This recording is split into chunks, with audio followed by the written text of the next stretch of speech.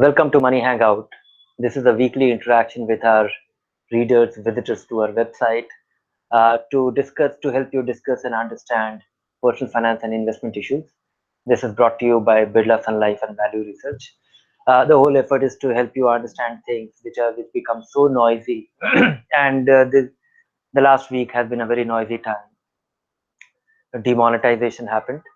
In fact, we were supposed to talk about why the risk of investing in equity, and last time we postponed it for a week because the demonetization happened, and we were so enamored by the basic questions or anxieties of all the readers or visitors to the website that we thought of talking about it this week, and that is what we are doing now. And what a week it has been. Market is on a free fall. uh, all the things that worked till about a week ago has stopped working. There is a whole new dynamics. Everybody is thinking now in terms of which sectors will do well post demonetization, which sectors will be hurt most, and what happens to my houses, what happens to my personal finance, what happens to my personal investment. And I think it is about time. It's just the right time to understand or talk about risks of equity investing in equity, because when the market is going up steadily over time and has been going up, it is very difficult to talk. It's you may not be as receptive to talking about risk, but risk just visited us. We understand risk very well in a week when the market is down about 5-7%, and our personal investments are down about 10 to 14%. If we are invested in the performing funds, the fund which did very well in recent past, they will be down 14-15%, which might be very disappointing. So from that standpoint, uh, it's important for you to understand why equity works, why it is so volatile, and what you should be doing uh, uh, to really deal with it.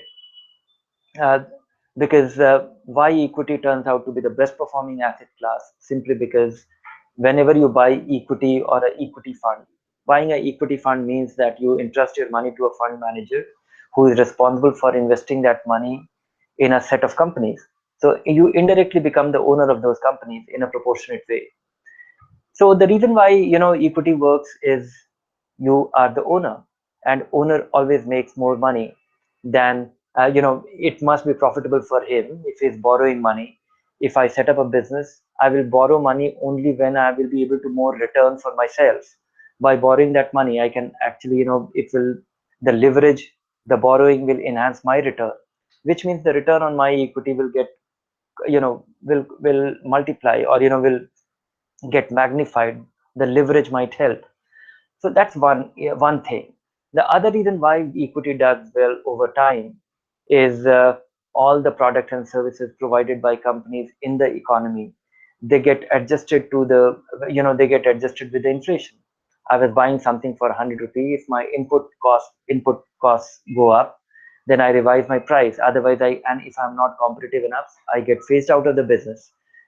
uh, then this in itself, a company which gets bigger over time, if a company is able to revise the prices because it produces a high quality or a reasonable quality product, or delivers a reasonable quality service, and customers value it, then it gets bigger over time, and it actually marginalizes the smaller guys. This is basic capitalism at work. And uh, and also, equity must beat fixed income, because otherwise owners won't borrow. So that is the basic reason, that is the key point which an investor should take note of, that why equity beats inflation and why equity beats fixed income over a period of time. There's the economic logic to it. Otherwise, businesses will come to a standstill. We can't reverse it in a prolonged period for a prolonged period for the basic economics to work. Then comes, why equity gets so noisy. You buy a great company and goes up over time. It it gets bigger over time. It becomes more profitable, or it sometimes it gets phased over time. But all of these things don't, nothing much changes on a day-to-day basis. But the market is a very noisy place. A lot of things are happening globally, domestically in a specific sector by the government, by the investors. And in the environment, we hear a lot of noise. Sometimes it is a monsoon, sometimes it is a budget, sometimes it is the government or action. Of course, the government actions over time, and sometimes it could be the investors' behavior. Sometimes it is the FIIs, investors from in foreign countries, what their attitude will be, yeah, because they are allocating assets globally, and their preference for India has a big impact. Their lack of preference for India, or their disinterest in India, can have a big impact, because they are now a very sizable, or they are very impactful set of investors for India. So there are just too many things happening, and trying to make sense of noise is very difficult. I'm not saying it is wasteful, it is useless, but you can't do much about it. I think equity investing at a certain stage is, to be successful with this, it is very important to really filter the noise, avoid the nonsense. This is crucial, because if you just listen to each and everything, we are living in a very noisy, connected world. There is too much of media, too much of opinion, and if you listen to each of it, it will be very difficult to absorb, filter, and make sense of it. You will end up doing nothing, or you will end up be out of it, or you will end up being in a very confused state of mind, which will lead to inaction. Uh, Economic event, you have to really think in terms of diversifying. You have few things in your hand, which will help you filter this. Uh, then comes, the market has become a gambling den.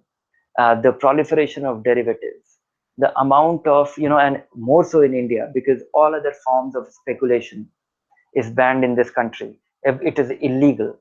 So, people are able to vent out. Of course, derivatives were created to actually de-risk the market, or, help people hedge their risks. And some people, a small, tiny minority, will be doing that. But majority of the domestic investors, they actually are attracted to the market because they can speculate, and speculate with a small sum of money, and they can do big trades. It is almost like a leverage trade. You put 10% of your money, and you are able to carry 100 rupee worth of transaction. Little movement, and your money disappears, vaporizes. Because if you put 10 rupee, and if you take a position of 100 rupee, if the market goes up by even 10%, your 110 rupee becomes 110. As effectively, it means that your return on investment is 100%, because you are leveraged. That is what derivatives do. But the flip side of this is that if you have 10 rupee and you take a position on a 100 rupee thing, a 10% decline of the kind that we saw in the past week will lead to your bankruptcy, because your 100 rupee becoming 90 and your 10 rupee is gone. And this is what is happening. That is what drives all this hyper activity, lot of anxiety, investors going crazy when there is a sharp movement in the market. But you are not one of those kind. You have to really think in terms of how to benefit from equity, at the same time how to keep away from the pitfalls of equity. How should you deal with this? I think this is a very crucial aspect. You don't have a control on the noise. You don't have a control on the even the future outlook of a company. A great company can turn bad, and that is actually a very fundamental risk of equity investing. That is something which you have to deal with and configure yourself so that you are able to deal with it effectively. Good companies turning bad, the way to deal with it is diversify. If you are buying shares yourself directly, buy quite a few of them. I think 15 to 20 stocks at the least should help you protect from a great company turning bad, because companies turn bad for a variety of reasons. It could be environment, it could be obsolescence, it could be change in management, it could be a variety of things, and all the risk cannot be visualized. So de-risking yourself with diversification is critical. The other thing is the timing risk. Investors get excited in a fairly seasonal way. Uh, Last year, investors got very excited and they started putting money. It's extremely important to have a plan. Stagger your investment. If you do not reduce the market risk, because market itself is very noisy. Eliminating the risk of possibility of catching a market high is very important for all small individual investors. because if you don't do that, you will get derailed. And if you are caught on the wrong foot ever, if you invest 5 lakh rupee, if you invested 5 lakh rupee even 10 days back, and if you see your 5 lakh rupee turning into 4.5 lakh rupees or 4 lakh rupees very quickly in a span of 20 days, you will keep waiting. You have turned into a non-investor now. You will stop investing. That's one. The other is you will keep waiting for your 4 lakh rupees to turn into 5 again, to get out of the market and never to come back again. And you will be deprived of the great ownership opportunity which equity provides. So it's important to eliminate the possibility of catching a market high. Stagger your investment. Then comes, how should you? Third most important thing is uh, working on the basic asset allocation. All investors can't buy equity or can't withstand even a diversified portfolio, because when it falls in a manner which we start relating it with our income, we start relating it with our real lives. Uh, if you have 10 lakh rupees and it goes down in value by 50,000 rupees in a month, a week's time, then you start thinking in terms of, this was my monthly salary or this was my 2 month salary. That creates a lot of it. You have a stomach ache. It's extremely difficult to hold that emotion. You have to really get over this. uh, the only way to deal with it is stagger your investment and get into the right asset allocation. And all equity portfolio may not be suited, or may not, most investors can't really seamlessly withstand the shocks of equity which our markets provide. And markets are going to remain like this. Markets have been volatile, they will remain so. And if you can't withstand that volatility, you have to factor in at the outset. Think of a balanced fund, which is 70% equity, 30% debt, which provides you the stability to your portfolio. It is a reasonably equity portfolio, at the same time less volatile by its complexion. Even that will turn out to be more very volatile for many people. Then consider a 50-50% allocation. Put half of your money in equity fund and half of your money in fixed income fund. That is how you have created a balanced portfolio. And then periodic rebalancing. If you follow the principle of rebalancing your portfolio when your portfolio goes wacky, if you have decided on a 50-50% allocation, equity does well, and if it changes by 10%, you move your money from equity to fixed income. If equity does poorly, you move your money from fixed income to equity. This is the way you are able to change your allocation, and you are better geared to withstand any dramatic shock which the market is bound to provide in all times to come. Then, uh, and the most crucial thing which most investors should be the starting point, that the money that you don't, the money that should be invested in equity is the money which you don't need in the foreseeable future. And the foreseeable future time frame, I would say, that is 5 years and more. If the money that you need in next week should be in a liquid fund, or should be in your bank account, or should be in cash in small denomination currency, uh, that apart, the money that you need in 3 to 6 months, 1 year's time, should be in a short-term fund, should be in a fixed income fund that is reasonably safe, that is a very stable asset class. They never go down in value. The money that which you don't want to, you want to be absolutely risk free, that money should be in deposits, that money should be in top rated bonds, or that money should be in top rated income funds. Income funds, they could be profitable for now. So once you have worked this out, and these are things which you can control. You very well know the money that you are unlikely to need for next 5 years. You very well know the money that you are likely to need in next week, next month. And the money that you are likely to need sometime after 5 years should only find its way into equity, because that should be the starting point. Because any kind of risk tolerance that you claim to be, if you need the money in 6 months time and you see the market crumbling, it is impossible for you to hold your emotions. You will get distracted, you will be anxious, you will panic, and you will worry. And that is a huge distraction. That is something which will derail you from an investment plan, a long-term investment plan, which will help you ensure, protect your long-term financial well-being. So if you have these 5 variables in place, allocate your long-term money to equity. Don't allocate your long-term money, short-term money ever to equity. That's one. choose the right asset allocation, have the essential component of fixed income to provide to create the shock absorber in your portfolio, because most investors like the upside, they don't like the downside.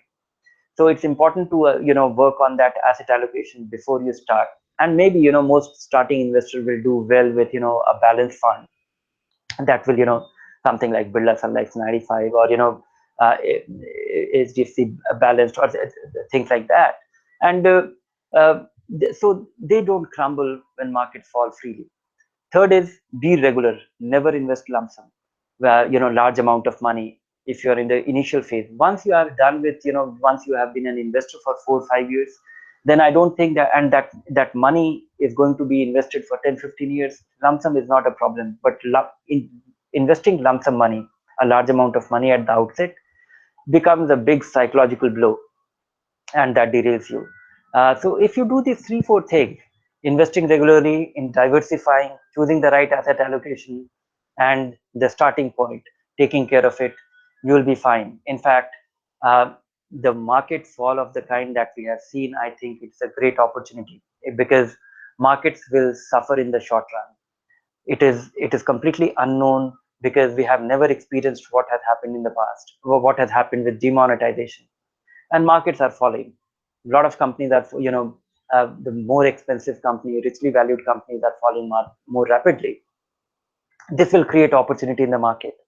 But if you stick to these rules, invest regularly, don't get carried by it, don't invest at one go.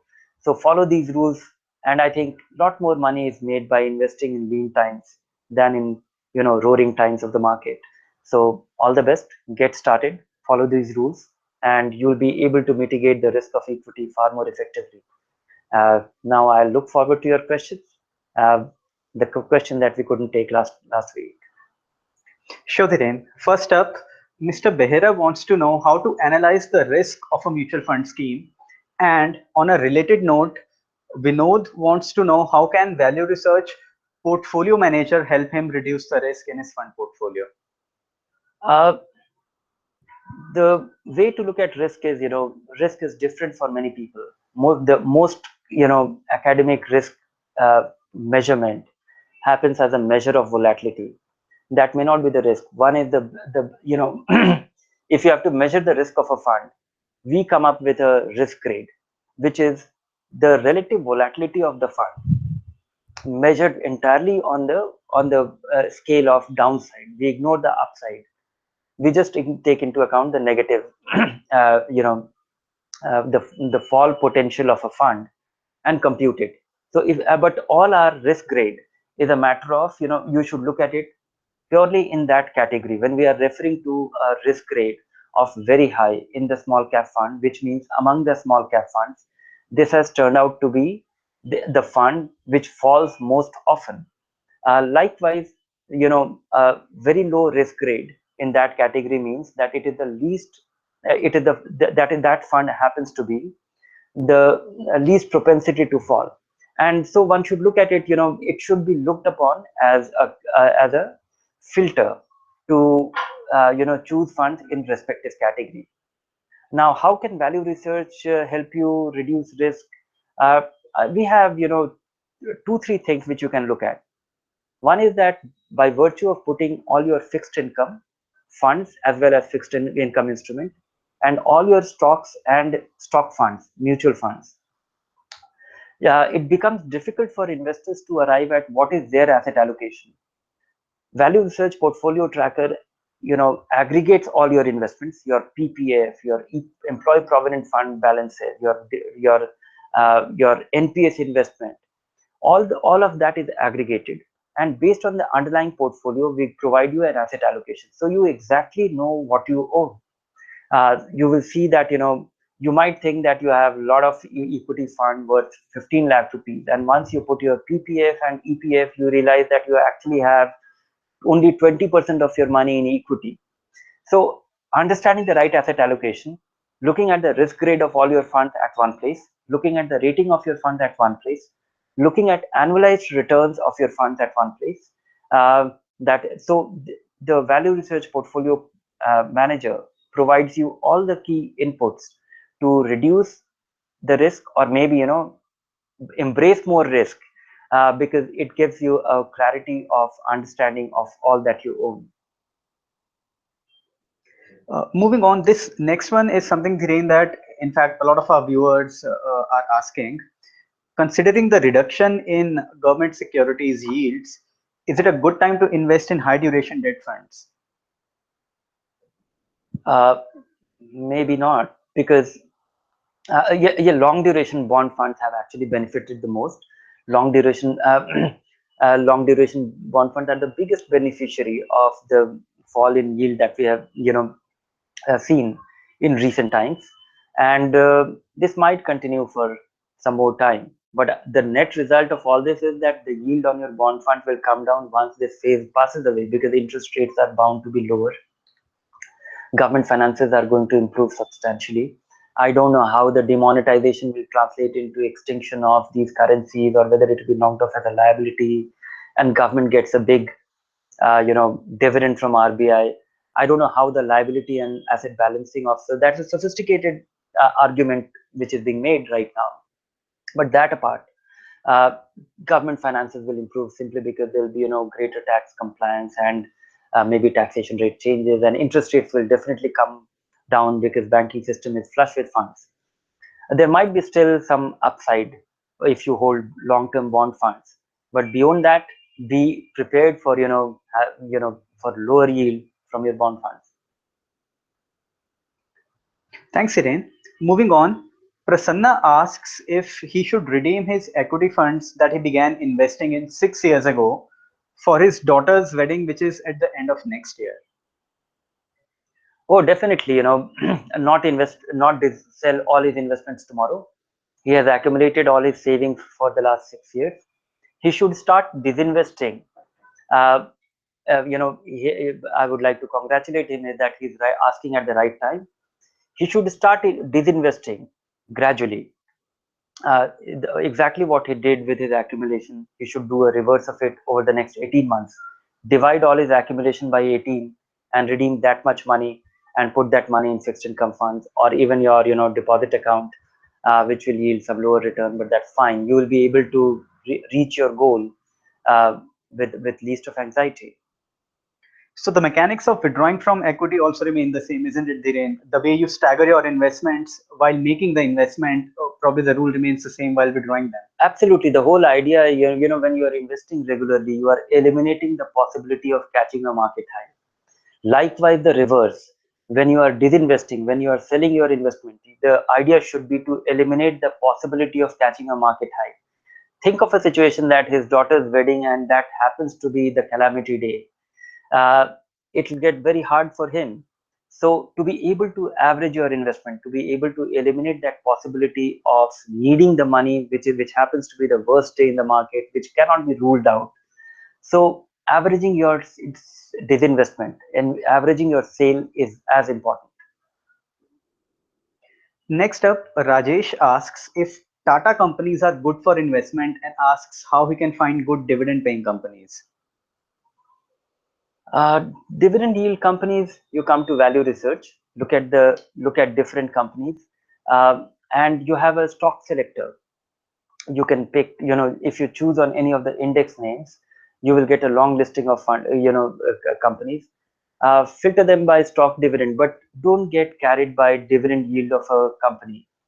uh, am I answering the right question? Because is he asking about the dividend yield fund, or the question, sorry, I just missed, I'm just missing out on the real question.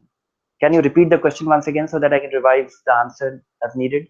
Sure, Dhiren. So he has two components to his question. One is how can he find the good dividend paying companies? So it's Okay, more on okay, stocks. And the other one is if you think it's an appropriate time to be investing in Tata Group companies. okay. Sorry, I just thought that most of the questions that we get are about mutual funds, so I just misheard that. Yes, so I was answering you the correct manner. Come to Value Research Online, uh, click on the list of any of the index, and sort them by dividend yield. But don't get carried by, don't get attracted to dividend yields, because there are a lot of components to it. How sustainable is the dividend? That depends on what percent of the profit the company. So you have to look at the payout ratio. How, once in a while companies gave a large dividend and the dividend yield might look very high, but it has been a one-off opportunity. Sometimes the company sells its assets and gives you a one-time special dividend, but that may not be a sustainable continuing one. The other situation could be, a company which paid dividend and a company which paid good dividend continually, but its payout ratio is going up, which means it is coming to a point where it will need money for running the company or growing the company or reinvesting in the business. So the dividend can come down. So you can't really take dividend as a kind of guaranteed return. You have to look, back and forth, you know, in the past, and for, visualize the future to look at the sustainability of the dividend. Yes, and in fact, I'll just cite you one example, that Noida Toll Bridge Company, before the High Court judgment, was yielding about 15%, and looks like it was yielding 15% for a reason. Right now, after the stock price has crumbled, and this 15, 12, 15, 12 to 10 to 15% dividend yield has continued over the last 4 or 5 years, which means anybody who bought this stock got 10% of the stock price by way of dividend in the last 4 or 5 years. But today the dividend yield looks like 20% or 25% because the stock price has collapsed. So whatever you have earned by way of dividend in the past, you have lost by way of capital depreciation. And now this company's revenue looks completely impaired. So high dividend yield might have a catch. Be careful about it. A company which is yielding very high, showing a very high dividend yield, uh, also there is a reason behind it. It has to be for a reason. So unless until you can really decode it, go further, numbers reveal you half the story. Rest of the thing is hard work. Do the hard work, and then I think you can come up with some gems there.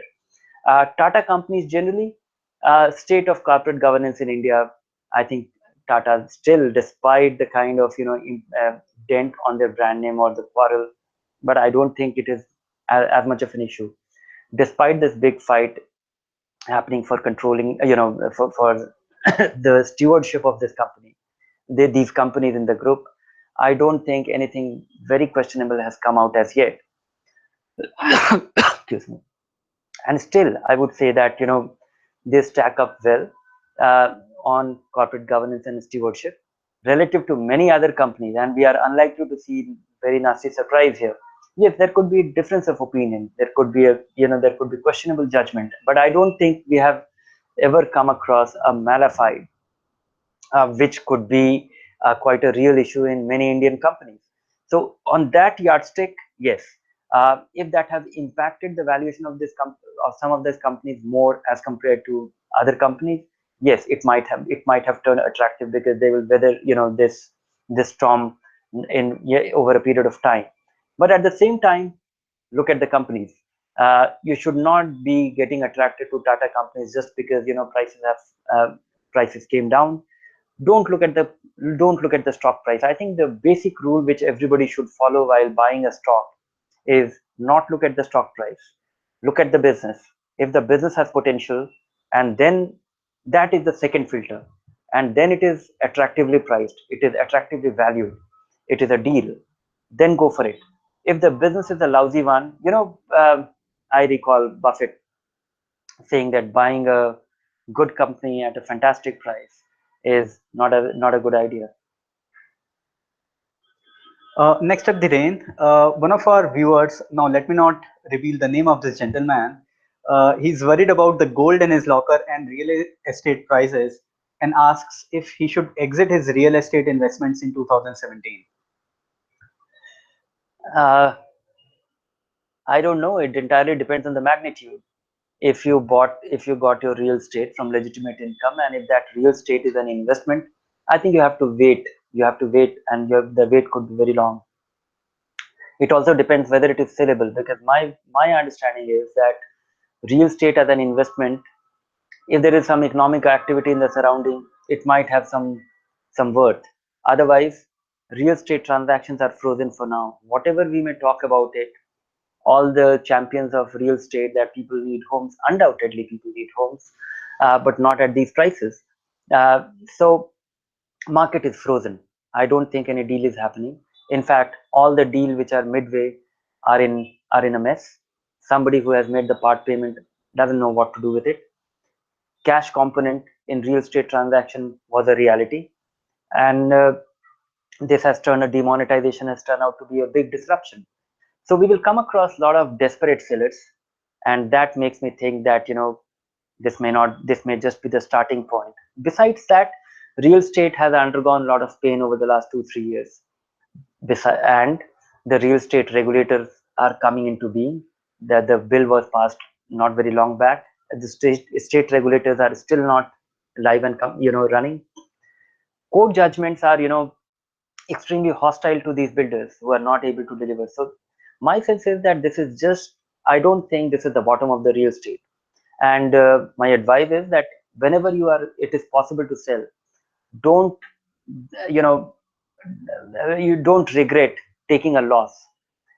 Take a loss, move on, make your money productive from here on. About gold, that also depends what is the quantum.